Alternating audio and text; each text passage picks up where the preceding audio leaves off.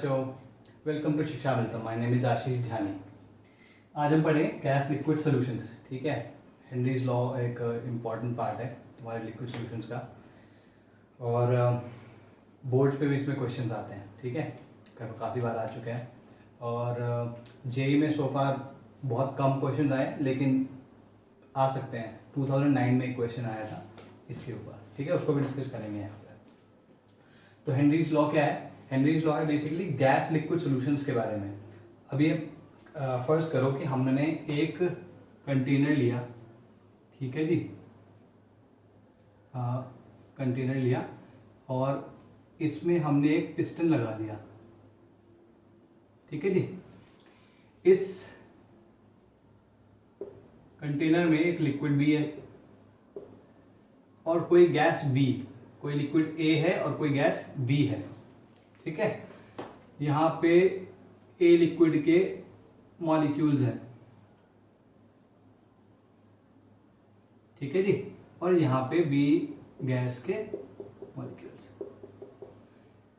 ठीक है, let's say P B और या फिर P is the partial pressure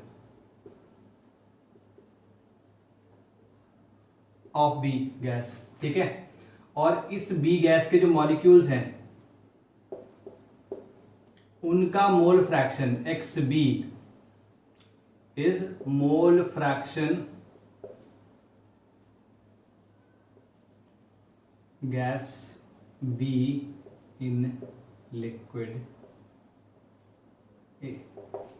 ये ध्यान रहेगा। ठीक है जी, तो ऐसा कोई एक कंटेनर हमने लिया है, उसमें बी गैस एक लिक्विड के साथ इस तरीके से रखी हुई है। ठीक है, तो हो क्या रहा होगा, यहाँ पे बी जो गैस है उसके जो मॉलिक्यूल्स होंगे they will be moving around. Kinetic theory of gases में हमने देखा ही है that they keep moving around. तो ये वॉल से भी टकराते रहेंगे, है ना, पिस्टन से भी टकराते रहेंगे, और ये random direction and random velocity से ए के सरफेस पे भी टकराते रहेंगे, है ना। तो मान लो शुरुआत में कोई भी गैस, कोई भी बी के मॉलिक्यूल्स ए में नहीं थे। ठीक है, वहां से शुरुआत करते हैं। तो बी के मॉलिक्यूल्स जो होंगे वो धीमे धीमे ए के सरफेस से टकराते रहेंगे और टकरा के धीमे धीमे उसको अंदर घुलते जाएंगे। ठीक है, तो शुरुआत में 0 था मोल फ्रैक्शन बी का, लेकिन धीमे धीमे बढ़ने लगा। ठीक, अब ऐसा है जैसे ये प्रेशर इस किस पर्टिकुलर पी प्रेशर पे हमने बी रखा है, तो धीमे धीमे बी की कॉन्सेंट्रेशन ए में बढ़ती चली जाएगी। ठीक, एक पॉइंट आएगा कि भाई यहां पे इसका बी का इवेपोरेशन भी शुरू हो जाएगा। बी मतलब बी के मॉलिक्यूल्स यहां से निकल के बाहर खाली स्पेस में जाने लगेंगे, है ना। तो एक पॉइंट आएगा जिसपे अंदर जाने का रेट और बाहर जाने का rate of B of the molecules of B will become equal. वहां पे इक्विलिब्रियम सेट हो जाएगा। ठीक है, उस पर्टिकुलर इक्विलिब्रियम में बी के जो मॉलिक्यूल्स हैं ए के अंदर, उनका नंबर फिक्स हो जाएगा, या यूं कह सकते हैं हम द कॉन्सेंट्रेशन और द सॉल्युबल कॉन्सेंट्रेशन। ऐसा समझ लो, हम ये कह सकते हैं कि concentration of be in A is constant and it is maximum. तो वो जो मैक्सिमम कॉन्सेंट्रेशन होती है बी की ए में, दैट इज कॉल्ड सॉल्युबिलिटी। ठीक है, सॉल्युबिलिटी ऑफ बी इन ए। ठीक है जी, क्लियर होगी ये बात। ठीक है, at pressure P and temperature T. अब इसमें एक नेक्स्ट स्टेप पे जाते हैं। हमने पिस्टन को थोड़ा सा डाउन कर दिया, टेम्परेचर सेम रखा, पिस्टन को थोड़ा डाउन कर दिया, तो अभी प्रेशर क्या हो जाएगा, प्रेशर इस केस में इंक्रीज हो जाएगा। ठीक है, प्रेशर इंक्रीज हो गया। प्रेशर इंक्रीज हुआ तो इन बी मॉलिक्यूल्स की जो फ्रीक्वेंसी है, भाई प्रेशर इंक्रीज होने का मतलब क्या हुआ, जिस फ्रीक्वेंसी से बी के मॉलिक्यूल्स इसकी वॉल्स और पिस्टन के साथ टकरा रहे हैं वो फ्रीक्वेंसी बढ़ गई है। ठीक है, क्योंकि अगर फ्रीक्वेंसी बढ़ी है वॉल्स और पिस्टन से टकराने की, तो इस सरफेस से टकराने की भी तो बढ़ी होगी, है ना। तो क्योंकि ऐसा हुआ तो बी के मॉलिक्यूल्स का जो ए के सरफेस के अंदर जाने का जो अमाउंट है अब वो बढ़ जाएगा। ठीक है, तो क्या होगा, ये बढ़ने लगेगा। ठीक, तो जो इक्विलिब्रियम है अभी वो डिस्टर्ब हो चुका है, अब एक नया इक्विलिब्रियम सेट होगा। नया इक्विलिब्रियम सेट होने के लिए क्या होगा कि जितने अभी rate of B molecules getting into A is higher and rate of B molecules getting out of A molecules या ए लिक्विड इज लोअर। एक पॉइंट आएगा जब दोनों के दोनों इक्वल हो जाएंगे। उस केस में जब हमने प्रेशर बढ़ा दिया तो number of molecules of B in A or the concentration of B in A will be more। ठीक है, क्लियर हुई ये बात? क्योंकि कॉन्सेंट्रेशन या इक्विलिब्रियम पे कॉन्सेंट्रेशन ज्यादा हो गई है, हम कह सकते हैं कि B की सॉल्युबिलिटी जो है, B की सॉल्युबिलिटी जो है A में अब बढ़ चुकी है। ठीक है, सेम टेम्परेचर पे। क्लियर हुई ये बात? ओके, तो क्योंकि सॉल्युबिलिटी या कॉन्सेंट्रेशन बढ़ गई है तो हम कह सकते हैं कि mole fraction of be in A has increased. ठीक, तो यही तुम्हारा हेनरीज लॉ कहता है। हेनरीज लॉ कहता है कि solubility of a gas in a liquid at a temperature T is directly proportional to the partial pressure of that gas over that liquid। ठीक है, तो लिख रहा हूं यहां पे solubility of a gas in a liquid at in a liquid at temperature T is directly proportional to its partial pressure above the liquid। ठीक है, ये ध्यान रखना है भाई। क्लियर होगी बात? तो इसको हम मैथमेटिकली कैसे बोल सकते हैं, that partial pressure is directly proportional to X. यहाँ पे सॉल्युबिलिटी मैंने क्या बताया था कि जब एक इक्विलिब्रियम आ गया है ना, उस पॉइंट पे जो गैस की मैक्सिमम कॉन्सेंट्रेशन है या जितना वो मैक्सिमम सॉल्युबल हो सकता है उसमें, वो उसकी सॉल्युबिलिटी कहलाएगी। ठीक है, तो सॉल्युबिलिटी को हमने जो मैथमेटिकली रिप्रेजेंट किया है वो मोल फ्रैक्शन के टर्म्स में किया है। ठीक है, this is the mole fraction of gas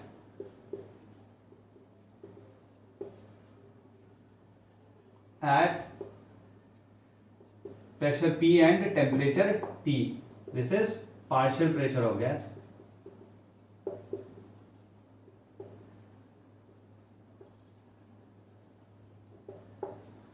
ठीक है, are we clear about this? ठीक, ये तुम्हारा बेसिक लेवल पे हेनरीज लॉ है। मान लो हमने दो अलग अलग प्रेशर पे देखना है। ठीक है, दो अलग अलग प्रेशर पे देखना है कि सॉल्युबिलिटी कितनी है। तो मान लो प्रेशर P1 है तो उस पे सॉल्युबिलिटी x1 आ रही है या मोल फ्रैक्शन x1 आ रहा है, तो और P2 पे x2 आ रहा है। तो इसके अकॉर्डिंग क्या हम ये लिख सकते हैं, P1 upon P2 equals to x1 upon x2। Simple है ना, आया ना? तो ये भी एक रिजल्ट है तुम्हें जो तुम्हें याद रखना है। ठीक है, ये बोर्ड बेस पे ऊपर क्वेश्चन आया हुआ है। क्लियर है बात? ओके, मैं इसको मिटा रहा हूं अभी। Now let's take a look at another scenario. उसमें प्रेशर, पार्शियल प्रेशर हम सेम रखते हैं, टेम्परेचर को हमने लेट से बढ़ा दिया, उसको वेरी कर सकते हैं। इस केस में मैं कह रहा हूं कि उसको बढ़ा देते हैं। टेम्परेचर बढ़ाओगे तो जो गैस के मॉलिक्यूल्स हैं, ठीक है, जो इनसाइड द लिक्विड है, अब इनकी एनर्जी बढ़ जाएगी। इनकी एनर्जी बढ़ जाएगी तो इनकी tendency to go out of the liquid will also increase. क्योंकि ऐसा हो गया तो टेम्परेचर बढ़ाने पे तुम देखोगे कि गैसेस की जो टेंडेंसी है या गैसेस की सॉल्युबिलिटी जो है वो डिक्रीज करती है। ठीक है, गैसेस की टेंडेंसी जो सॉल्युबिलिटी है वो डिक्रीज करती है। इसका एक एग्जांपल हुआ तुम्हारा कोल्ड ड्रिंक्स। ठीक है, कोल्ड ड्रिंक्स को अगर तुम ठंडी पीते हो तो तुम्हारे जीभ में ज्यादा सेंसेशन होती है, गर्म वाली पियोगे तो कम सेंसेशन होती है। वो सेंसेशन CO2 की वजह से होती है। तो इसका मतलब क्या होगा, जब ठंडी होगी तो उस कोल्ड ड्रिंक के अंदर CO2 की कॉन्सेंट्रेशन ज्यादा है और जो गर्म है तो CO2 कॉन्सेंट्रेशन कम है। ठीक है कि नहीं है? क्लियर हुई ये बात? तो टेम्परेचर अगर तुम बढ़ाओगे, ठीक, उससे उसकी वजह से कॉन्सेंट्रेशन या solubility of a gas inside the liquid decreases and vice versa. Temperature घटा दोगे तो कॉन्सेंट्रेशन या सॉलिबिलिटी बढ़ जाएगी। ठीक है, तो ये ध्यान रखना है। अगर कोई भी गैस की सॉलिबिलिटी की अगर हम बात कर रहे हैं तो यूजुअली वो लोअर टेम्परेचर, ठीक है, और हाई प्रेशर पे देखते हैं। हाई प्रेशर होगा तो सॉलिबिलिटी सब्सटैंशियल होगी, लो टेम्परेचर होगा तो भी सब्सटैंशियल होगी। ठीक है, इसको एक और तरीके समझो। जैसे मान लो ये ग्लास मैंने लिया है, ठीक है, यहाँ पे मैंने एयर रखी है, ठीक, क्योंकि एयर है, अभी इसके अंदर भी, यहाँ पे भी एयर है, मैंने इसको ढक दिया। अब यहाँ की एयर बाहर नहीं जा सकती। इसके अंदर CO2 भी होगी, क्योंकि एयर में CO2 तो इसके अंदर भी CO2 होगी। क्लियर है? अब CO2 इसके अंदर है तो क्या मुझे बिना ऐसे रखे मैं थोड़ी देर इसको ऐसे रखूं और फिर इसको मैं पीने लगूं तो मेरे को कोल्ड ड्रिंक का स्वाद आएगा?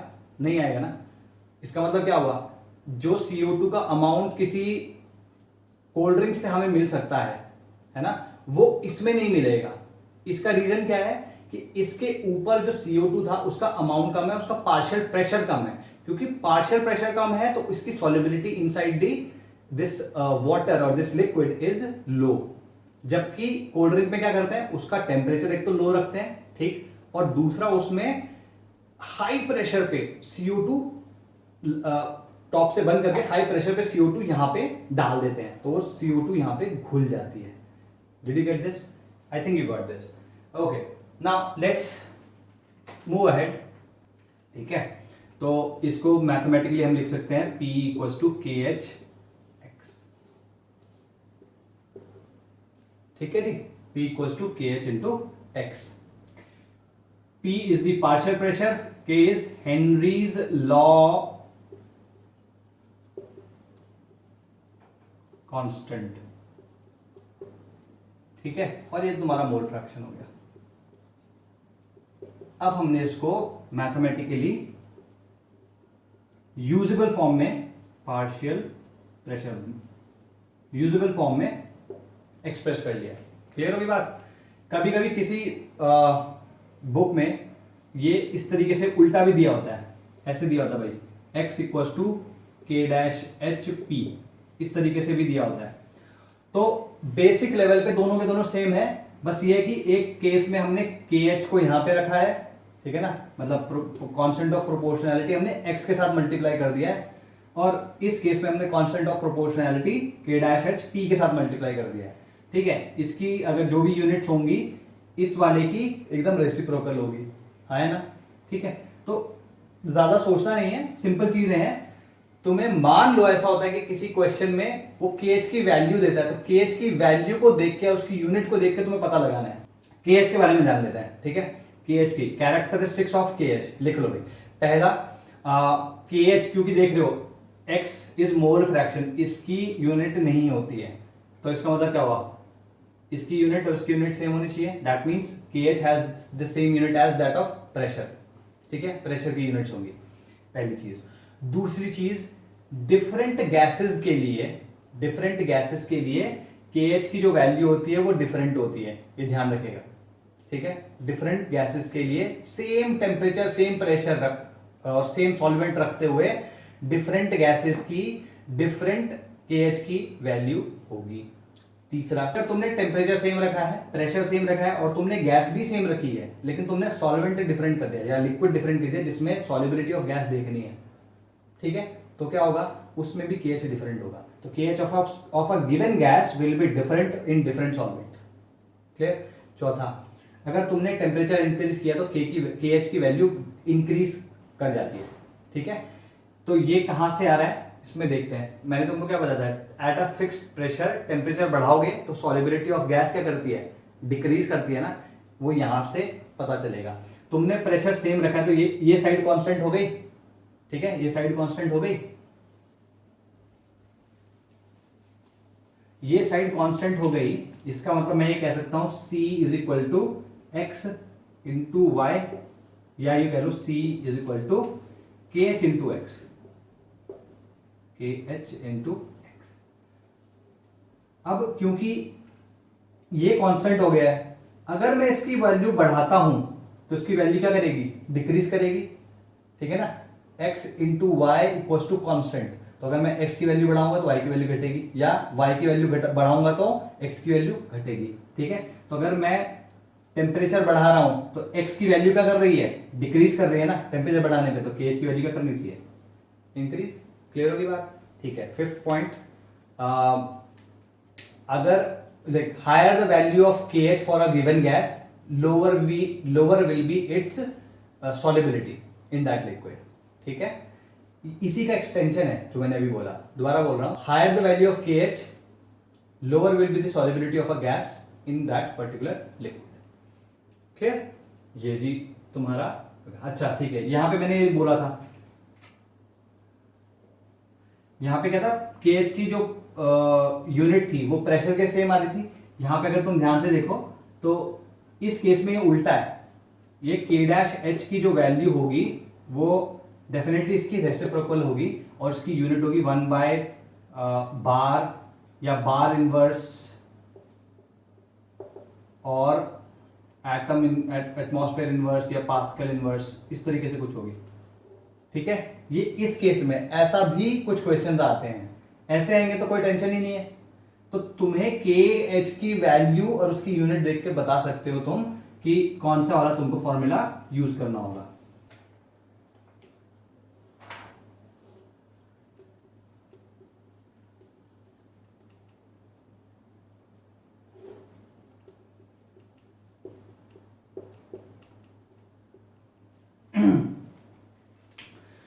ये तुम्हारा ग्राफ होगा भाई, P equals to K H into x, ठीक है, y equals to m x. तो अगर मैं P और x के बीच में ग्राफ प्लॉट करूं, P को y एक्सिस पे, x को x एक्सिस पे, तो तुम्हारा एक स्ट्रेट लाइन आएगी passing through origin and the slope will be equal to K H, ठीक। अब कुछ एक आधा क्वेश्चन देख लेते हैं। तो पहले एक शुरुआत करते हैं तुम्हारे इन टेक्स्ट क्वेश्चन से, जो तुम्हारा तुम्हारी बुक में है। तुम्हारी बुक में इन टेक्स्ट में 2 क्वेश्चन हैं, ठीक है। पहला मैं ले रहा हूँ, दूसरा इसके नेक्स्ट जो एडेंडम वीडियो होगा उसमें कर लेंगे। H2S के बारे में, H2S is toxic gas with रॉटन egg smell, is used for qualitative analysis the solubility of H2S in water at STP, ठीक है। Solubility of H2S in water at STP, तो सॉल्युबिलिटी कैसी दी है, सॉल्युबिलिटी ऑफ H2S दिया है 0.195 m, मतलब small m दिया, मतलब मोलालिटी दी है, और दिया है टेम्परेचर STP, ठीक है, स्टैंडर्ड टेम्परेचर एंड प्रेशर, ठीक है। तो क्या बोल रहा है, हेनरीज लॉ कांस्टेंट कैलकुलेट करो, ठीक है, हेनरीज लॉ कांस्टेंट कैलकुलेट करो। तो इसने क्या कर दिया, प्रेशर दे दिया एट STP। प्रेशर क्या होता है, 1 बार, ठीक है, एट STP 1 बार होता है। तो हम इसको 1 अगर एटमॉस्फेयर में लेंगे तो 0.987 एटमॉस्फेयर आता है, ठीक है। ये करके देख लेना तुम, ये आता है। तो हमें प्रेशर मिल गया, तो हमें इक्वेशन में P equals to K H into x, ये इक्वेशन लगेगी, इसमें ये मिल चुका है। अगर ये मिल जाए तो के एच कैलकुलेट हो जाएगा, क्योंकि उसने पूछा है के एच है। तो प्रेशर आ गया। अभी एक्स की बात करते हैं, ये क्या है 0.195 m, या तो जो मैंने तुम्हें फॉर्मूले बताए अभी, ठीक है, मोलालिटी और मोल फ्रैक्शन में कन्वर्जन का, तो डायरेक्टली वो फॉर्मूला लगा दो, या फिर अगर कभी याद ना भी हो, मैं वाला तरीका बता रहा हूं, ठीक है। 0.195 m का मतलब क्या हुआ कि 0.195 mole of H2S in 1000 gram water, ठीक है। 1000 ग्राम वाटर का मतलब क्या हुआ, 1000 अपॉन 18 इक्वल्स टू 55.56 या 55 मोल्स ऑफ वाटर, ठीक है। तो इसके कितने मोल हुए, H2S के 0.95 मोल, इसके कितने हो गए 55.55, ठीक है जी। तो इसको इसमें x कैलकुलेट कर लेते हैं जरा कि x क्या होगा। x क्या आएगा, x will be equal to NH2S upon NH2S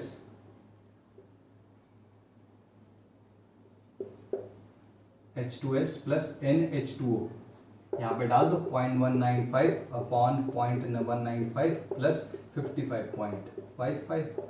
ठीक है, ये इसके कंपैरिजन में बहुत कम है। वैसे अगर नहीं भी करना तो इसको ऐड कर लो, क्या आएगा 0.195 अपॉन 55.5 ना, और 5 कितना आएगा 14, 1, 6, 7। ठीक है, ये आ जाएगा भाई तुम्हारा, ये तुम्हारा XH2S आ गया। तो बस XH2S यहाँ पे डाल दो, KH की वैल्यू क्या आएगी, KH will be equal to P upon X H2S। ठीक, ये क्वेश्चन है बोर्ड का। ये क्वेश्चन बोर्ड का है। इसमें क्या सीन है कि एक क्लोज कंटेनर है, उसमें कुछ लिक्विड रखा है, उसके कंटेनर के अंदर इथेन गैस भरी है। अब क्योंकि इथेन गैस भरी है तो लिक्विड के अंदर भी सॉल्यूट डिसॉल्व होगी। तो कह रहा है कि उस सॉल्यूशन के अंदर इतने ग्राम्स ऑफ इथेन डिसॉल्व है जब प्रेशर, पार्शियल प्रेशर 1 बार है। ठीक है, अगर जो mass of gas, ethane gas dissolved in the liquid is this much, तब पार्शियल प्रेशर क्या होगा। ठीक है, तो मैंने तुम्हें एक फॉर्मूला भी बताया था, P1 upon P2 equals to X1 upon X2, याद आया अभी। तो इसमें बस हमें X1 अपॉन X2 अगर निकाल लें, P1 तो हमें पता है, P2 हमें पता चल जाएगा। फिर X1 और X2 निकालने के लिए हमें मास दिया हुआ है। ठीक है जी, अच्छा मास निकालेंगे तो कैसे, इसको कैसे लिख सकता हूं मैं, N ethane upon N ethane plus N liquid. हमें पता भी नहीं कि अभी क्या है, सैचुरेटेड सॉल्यूशन। हाँ, इसने कोई लिक्विड नहीं दिया है, कोई बताया नहीं है, लिक्विड है भाई। ठीक है, अपॉन N, इसको 1 कर लेते हैं, N ethane 2 upon N ethane 2 plus N liquid. ठीक है, कंसिडरिंग कि लिक्विड का मास सेम है तो ये सेम रहेगा हमारे लिए। देखो ध्यान से कि इसका मास कितना दिया है, एक केस में इतना, एक केस में इतना। अगर मैं इसके मास से भी इसको डिवाइड करूं, ठीक है, कितना है CH3C2H6 24 और 30, तो बाय 30 डिवाइड करूं तो ये और भी छोटा हो जाएगा। तो एज कंपेयर टू दिस, ये छोटी चीज है, ये बहुत छोटी वैल्यू है। एज कंपेयर टू दिस, ये भी बहुत छोटी चीज है। तो मैं क्या लिख सकता हूं इसको, approximately N ethane 1 upon N liquid, N ethane 2 upon N liquid. ठीक है, क्योंकि दोनों के दोनों केसेस में mass of the liquid is same, तो उसके मोल्स भी सेम होंगे। हम इसको वो करके इस तरीके से अप्रोक्सीमेटली लिख सकते हैं, N ethane 1 upon N ethane 2। ये क्लियर है। अगर ये तुम्हारा आ जाए, ठीक है, उसके बाद हमारा काम आसान हो गया, क्योंकि दोनों का अगर मैं मोल ऐसे लिख देता हूं, N इथेन फर्स्ट केस में और N इथेन सेकेंड केस में, तो मैं इसको मास इथेन फर्स्ट केस में और mass of ethane second case में ऐसे लिख सकता हूं। यहां मास डाल दो, अब यहां प्रेशर 1 बार, यहां तुम्हारा P2 है। क्लियर होगी बात।